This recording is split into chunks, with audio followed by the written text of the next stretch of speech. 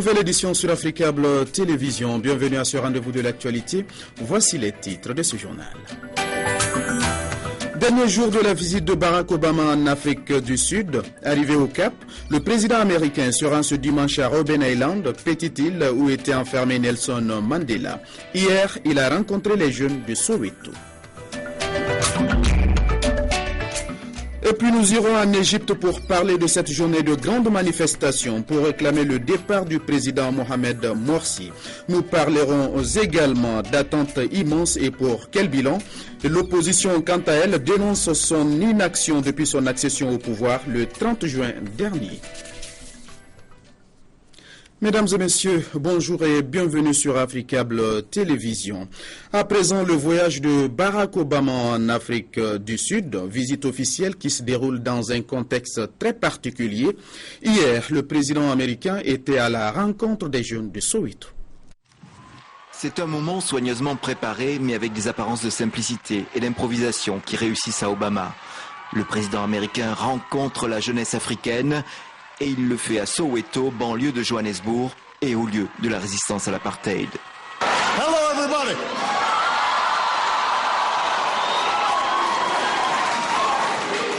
Yebo Manzazi. Barack Obama se place sous le patronage de Nelson Mandela, de Desmond Tutu et d'Hector Petersen, un écolier de 12 ans, tué lors des premières révoltes en 1976. Et devant une audience toute acquise, il lance un appel à la mobilisation des jeunes Africains pour le développement de leur continent. Pour cela, il propose un nouveau programme de bourse pour des jeunes leaders. Il y a, comme dit la chanson, une nouvelle Afrique, plus prospère, plus confiante, prenant sa place sur la scène mondiale. Et pour une part, c'est grâce à votre génération. Le président américain veut du développement pour faire du business, pour pouvoir vendre des iPads et des avions, explique-t-il franchement. Et de fait, il se déplace avec une très importante délégation d'hommes d'affaires. Mais la politique américaine garde ses critiques.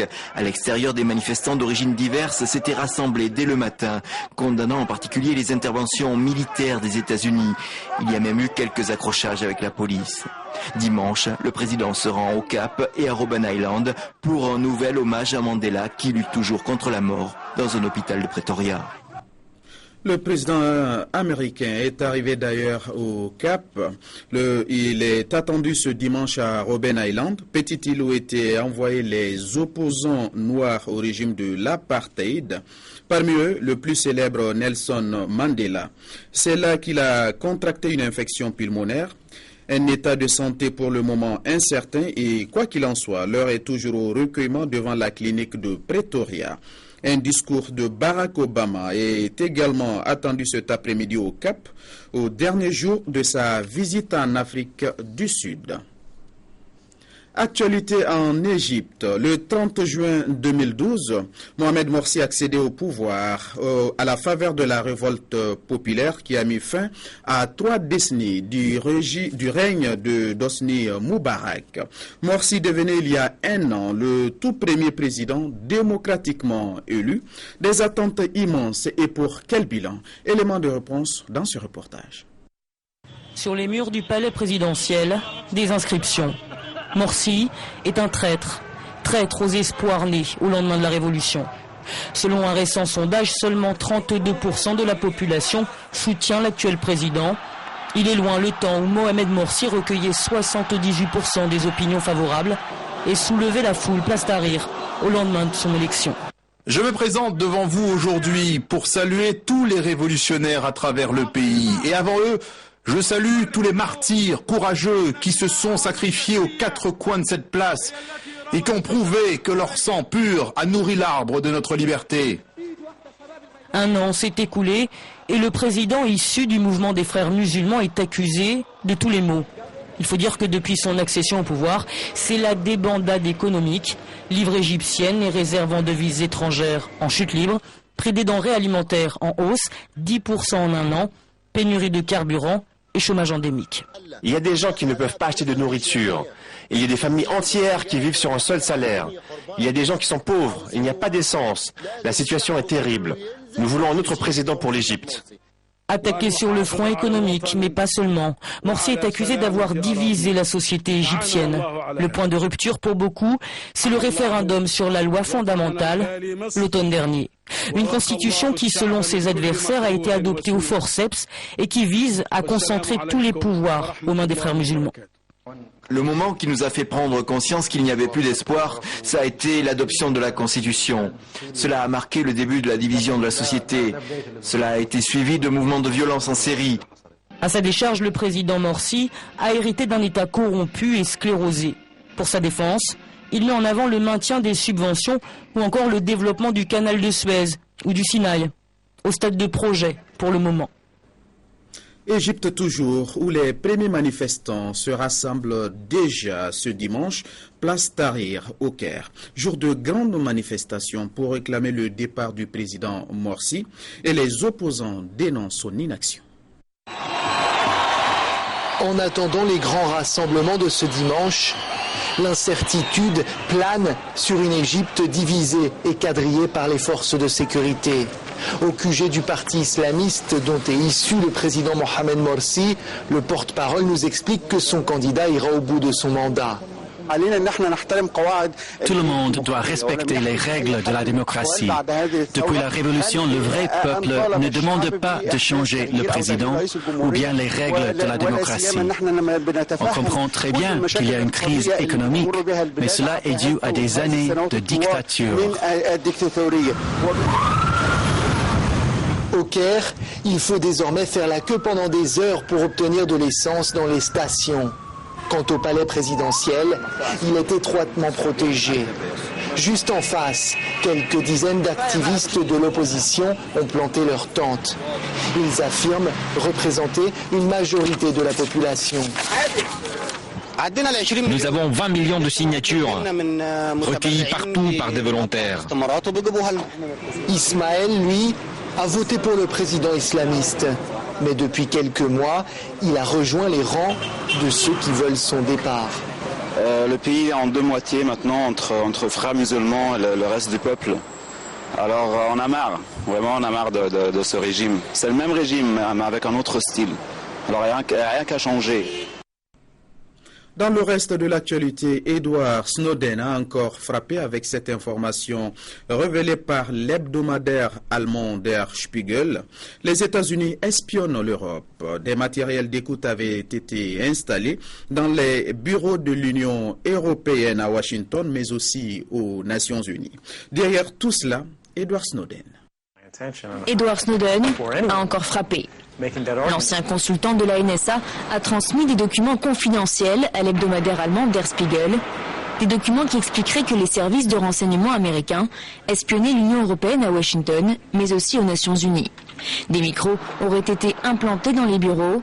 Résultat, conversations téléphoniques, e-mails, réseaux sociaux, rien n'échapperait à Prism, le vaste programme d'espionnage révélé par Edward Snowden.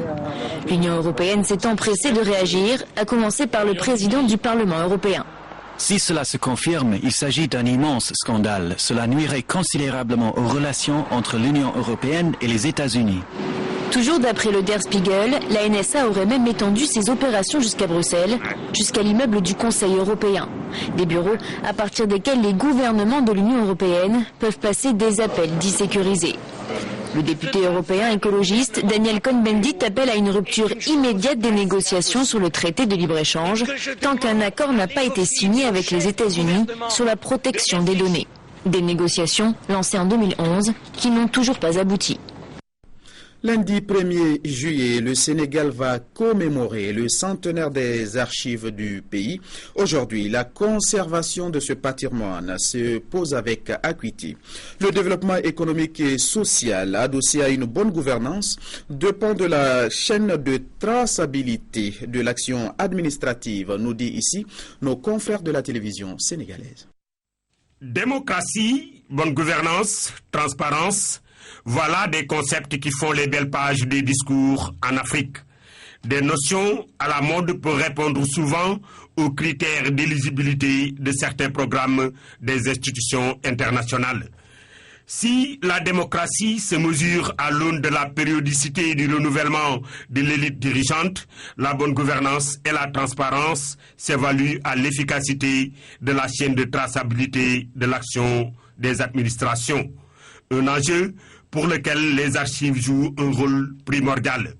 Sans archives organisées, point de transparence, encore moins de gouvernance. Une dialectique montrée autour de ces concepts équivaut son pesant d'or. Les archives sont la conditionnalité pour l'administration entendue comme moyen pour atteindre les objectifs que sont la bonne gouvernance et la transparence.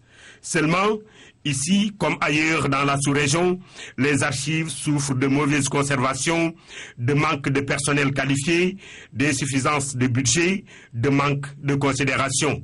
Leur importance n'est reconnue qu'en cas de besoin. Ajoutez à ceci la folle furie de manifestants insouciants, vous avez alors un cocktail explosif. Après les manifestations préélectorales de 2012, c'était la croix et la bannière pour trouver une pièce d'état civil dans certaines mairies du Sénégal. En Côte d'Ivoire, c'est toute la documentation de l'université de Cocody, la plus grande du pays, qui est elle aussi partie en fumée à cause de la guerre. Combien de milliards sont investis dans des meetings politiques ou dans des manifestations de prestige? En ce moment pourtant, des centaines de kilomètres linéaires sont en souffrance dans des dépôts sombres, poussiéreux où rats et cafards se disputent un trésor caché. À l'heure de la mondialisation et du numérique, il est inadmissible de laisser des pans importants de notre histoire se détériorer. Une nouvelle prise de conscience s'impose pour une meilleure protection de la mémoire. La mémoire, cette mémoire nous conduit à la culture. Avant de refermer cette édition, amener leurs enfants à vivre leur culture d'origine. C'est l'objectif que se fixe l'AFI. L'AFI, c'est l'association des Fulbe d'Italie qui, à travers une série de manifestations culturelles. Parlons à présent de cette journée phare qui a lieu dans la région de Lombardie. Nous sommes en Italie. Herbe commune dans le Como, au pied des montagnes du nord d'Italie. Le temps est beau, le décor jovial et allègrement, les Fulbe d'Italie relient le centre Noi-Voi-Loro. Ils viennent revivre et redécouvrir pour certains leur culture.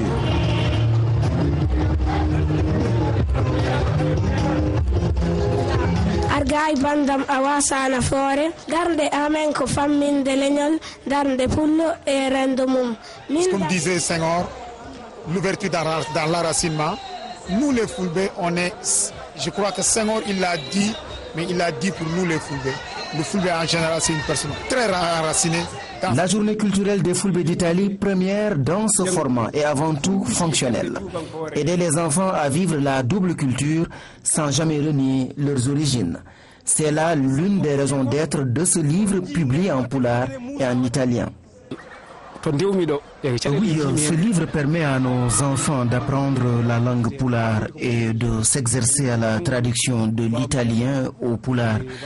C'est aussi un moyen de permettre aux adultes qui arrivent en Italie de maîtriser très vite la langue locale.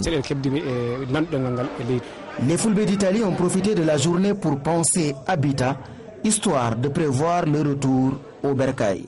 La retrouvaille des 16 sections d'AFI, dont certaines ont fait plus de 500 km de voyage, était aussi une occasion de faire une marinade folklorique.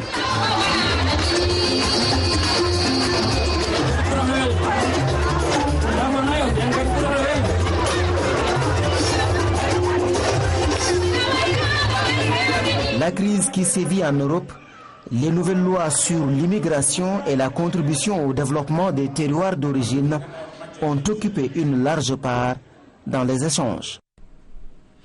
Ce mot de culture met fin à cette édition. Merci à vous de l'avoir suivi et surtout merci de votre fidélité. Restez avec nous pour d'autres informations à partir de 19h40, à partir de 20h temps universel dans Afrique Soir. Excellente suite de programmes sur Africa Télévision.